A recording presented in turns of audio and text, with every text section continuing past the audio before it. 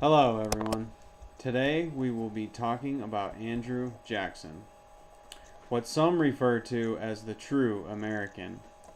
Immigrant parents, prisoner of war in the American Revolution, a war hero from several different wars, the seventh President of the United States. He is currently on our $20 bill. He was an attorney general, a judge, a governor, a congressman. He was in the House of Representatives. He was a senator. He even survived an assassination. Some say he is one of our greatest presidents. His presidency changed the way Washington operated and its future structure. He is also a very controversial figure in U.S. history. He was often publicly opposing George Washington and John Adams. He was an elite planter of cotton, owning up to as many 300 slaves during his lifetime. He sparked a controversial argument over states' rights and the power of the federal government that lasted through the Civil War. And our topic today, his policy of Indian removal. But before we get into the details of Indian removal, we must look at these events, like all events, through an historical context. Not to defend actions, but to understand what the times were like, what the agendas were, and how society justified its own actions. This is important in understanding how these things evolve. It helps us understand the cause and effect and to know that things are never that simple. Indian removal. This wasn't something that started during Jackson's presidency. George Washington addressed it during his by signing treaties in designated Indian land. Thomas Jefferson addressed it as well, arguing that Indian removal ensured the survival of its people. Legislation for Indian removal started as far back as 1802. Everyone had a different viewpoint. Some left it alone, and some addressed it. Indian removal was part of Andrew Jackson's agenda.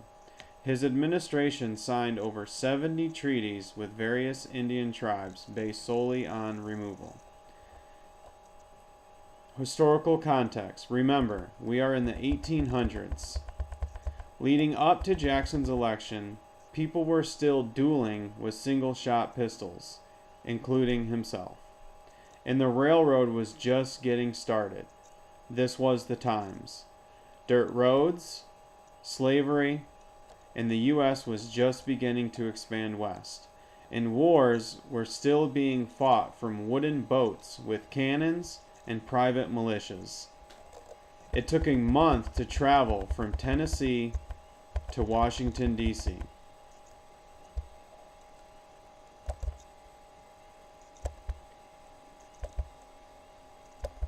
The dispute was over Cherokee land that encompassed parts of North Carolina, Tennessee, Georgia, and what would become Alabama. The U.S. government wanted this land and wanted the Cherokees to be taken away from it. Historical context. Wars are fought over land, and history is filled with conquests and battles over land rights. What led to the Trail of Tears? This was not something that happened overnight. The land was settled by the Cherokee sometime between 600 and the year 1000. They farmed, gathered, and hunted these lands. Europeans began encroaching on their land in the late 1500s. Upon this relationship with the British, their culture began changing. They began trading goods for deerskins, and Indians were becoming more dependent on European goods and less dependent on themselves and their old traditions. This is important to remember because when the American Revolutionary War started, the Cherokees flip-flopped between U.S. and British sides, losing many homes and being victims of much destruction. This resulted in many deaths of tribe members and tribal leaders. And then post-Revolutionary War, the U.S. designed a Civilized Policy Act, which was essentially a forced way for the Cherokee and many other tribes to adapt to Western policies and cultures. They were required to adapt agricultural methods, build homes, own slaves, attend Western-style schools, practice Christianity, adopt law codes, build public facilities, design court systems, and even print newspapers. Think about it. For over 1,000 years or more, a hunter and gatherer society now were being forced to farm, look, dress, speak, and act American, to print newspapers and to go to church. Their culture had absorbed economical, cultural, religious, and government policies. Essentially, their entire lives and worlds had to change. There were some politicians that began arguing this change was too slow and that something else had to be done. Jackson, before his presidency, began arguing that treaties were ineffective. They needed to be removed. This was in 1817. President James Monroe argued in favor of the Indians, saying that they could not be forced off their land, so Jackson's proposal could not draw enough support.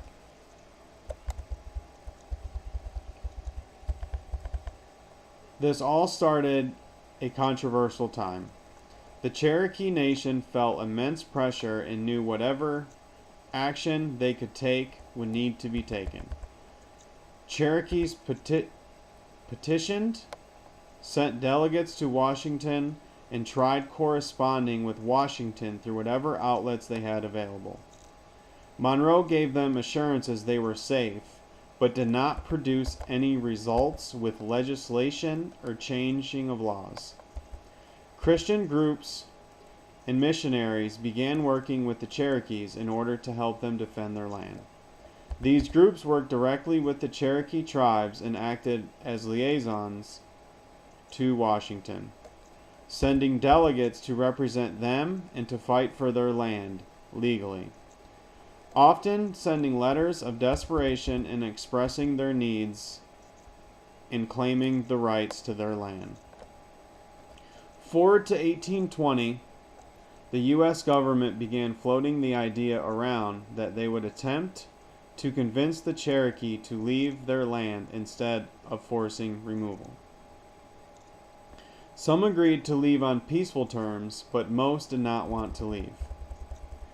After sending a letter to the U.S. government in 1823, then Secretary of War John C. Calhoun responded, "You must be sensible that it will be impossible for you to remain for any length of time in your present situation as a distinct society or nation within the limits of Georgia or any other state." I think this is very important because, to me, this sums up the general attitude that not only American politics were heading towards, but also the direction that society was heading in. In 1828, as time was running out, they began printing their own newspapers with public missionary material trying to appeal to the public through a moral platform. This, however, was in vain. A few months later, Jackson was voted into his first term as president. This public material was being overlooked due to the news that gold was now being discovered in Cherokee territory. These two factors would speed up the process. In 1829, Andrew Jackson was voted as President of the United States. In his first public address, he began promoting his agenda on removal. He referred to them needing to become civilized and that these savages needed to be able to mingle with whites and not just pushed into the woods. That a voluntary removal would give the Cherokee an opportunity to enjoy freedom on their own land in Oklahoma, where they could make their own choices and prosper. This was obviously very contradictory to what actually ends up happening and to the actions that Jackson committed himself. They had little options. They were being forced to leave their homeland. There was no prospering, and they only had one choice, and that choice was to leave. Georgia's governor began pressing the issue aggressively. Though there was some resistance with some members of the U.S. government and some missionary groups, their fate had already been decided. Jackson was the president, and he continued his agenda on removal. In 1830, in May, Jackson passed a voluntary removal act. Some left, some were compensated, but most stayed. A month later, Georgia passed a law that all people who lived in Cherokee land must obey Georgia law. This now meant that Georgia and Jackson were working together towards removal through legislative means. And then Georgia soon began establishing a land lottery to sell all Cherokee land through the promotion of gold being discovered. The land was valuable and was becoming highly attractive. In 1831, Georgia law required all whites in Cherokee territory to take an oath of allegiance in the state of Georgia. Failure to do so meant arrest and jail time. A few days later, a white missionary named Samuel Worcester was arrested and jailed. He was released, went back, was arrested, repeated. This eventually would set up a clash with the Supreme Court in Georgia, which actually ruled in favor of Worcester and ordered him to be released. Jackson, however, refused this order, saying that the president was not obligated to follow the rulings of the Supreme Court. Worcester stayed in jail, and removal stayed his agenda. In 1832, people attempted to claim their land lotteries, and the Cherokee were still there. This resistance brought in the military, and Georgia set a timeline for Cherokees to be off the land. Over the next few years, the military presence would continually increase. The U.S. military built a small base on Cherokee land. This was an organized and methodical method of removal. They brought skilled laborers and planters with them. They built quarters and even a stone house. This was not just a spur of the moment, this was a thought out process. They were there to stay, and they were there to fulfill an obligation. They ran military drills, cooked meals, and even set up public services on Cherokee land. They were there to subdue and force the Cherokees off their land. In 1835, Jackson, with some of the leaders of these Cherokee tribes, signed the Treaty of New Okota. In exchange for $5 million, they had 2 years to leave their land and head for Oklahoma, a territory in which the U.S. designated as Indian Territory at the beginning of the 1800s. Most of the natives felt betrayed and attempted to petition the treaty. That attempt failed. And in the spring of 1838, the removal of over 13,000 native Indians began as they were being forced to leave their land with a military escort. This today is referred to as the Trail of Tears. They started to round up everyone in camps and started to move out a few hundred at a time. It was get up, get out, and get as little as you can. As they were moving out, settlers were walking past them to come claim their new lands. And they were forced to begin a 900-mile journey that took 9 months to complete. That's almost an entire year they had to spend walking and enduring all seasons of weather in rough terrain and through unstable conditions. Some attempted to escape and some hid in the mountains. During this trip, they were forced to stay in internment camps that were makeshift huts that were unsanitary and unaccommodating for the elderly, the sick, and the injured.